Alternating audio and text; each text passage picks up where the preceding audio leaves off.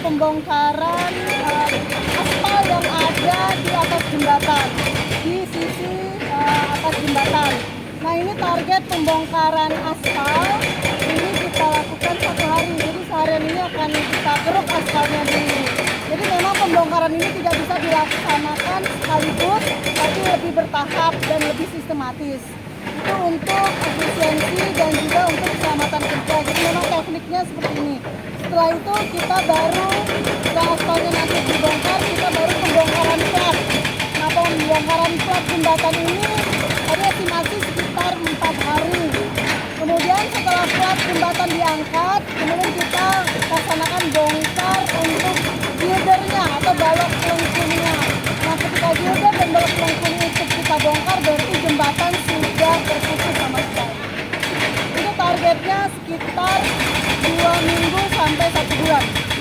Ibu, banyak warga menanyakan jembatan ini kan sudah masih cukup kuat dan seharusnya cuma ditambah saja, kenapa harus dibongkar gitu? Oke, jadi alasan pembongkaran itu pertama kan memang kita mau melebarkan jembatan. Kemudian ada pertanyaan kenapa tidak dilebarkan saja.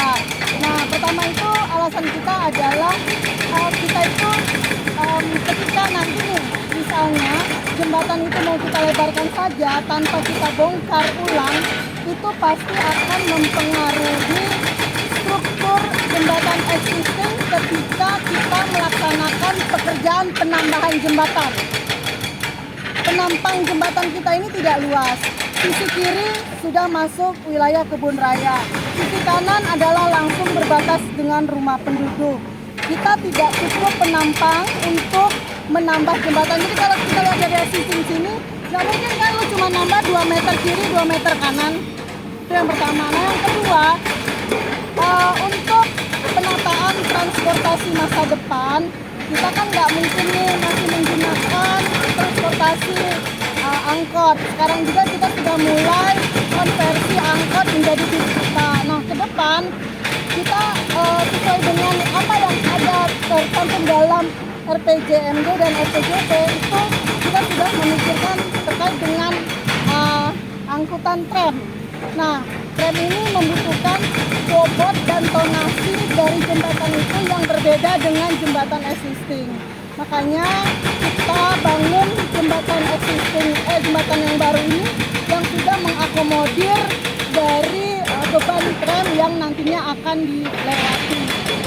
Tramnya saja misalnya gitu kan.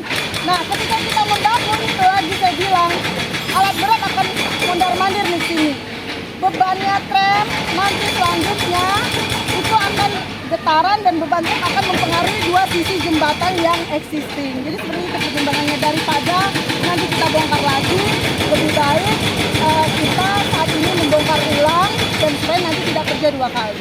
Itu terkait pembongkaran aspal yang saat ini progres saat ini berarti mencapai angka berapa? Oke, sekarang depresiasinya masih positif. Target kemarin itu 1,5, kemudian deviasi positifnya sampai 1,75, jadi masih aman. Masih aman. Untuk kendala sendiri Bu, misalkan hujan atau ini bakal digodok atau seperti apa? Apanya? Misalkan faktor cuaca dalam pekerjaannya nanti. Kota Bogor ini kota hujan, jadi saya sudah sampaikan beberapa kali sama pelaksana bahwa konsekuensi ketika kalian mau ngambil proyek di sini seharusnya kalian sudah tahu cuaca di Bogor itu seperti apa. Jadi hujan tidak jadi masalah, tinggal kalian atur bagaimana teknis di lapangan. Bu, dari 7 tahapan yang Ibu jelaskan berarti tahapan ini sudah masuk ke tahap pertama. Tahap pertama. Nah, makanya saya bilang deviasi positif. Awalnya tahap pertama itu hanya penyelesaian batas pekerjaan, pembatas area pekerjaan, kemudian direvisi dan masuk alat-alat berat. Tapi ini kita sudah mulai pembongkaran. Sebenarnya ini udah masuk ke tahap kedua, tapi kita gas untuk dilaksanakan di tahap pertama.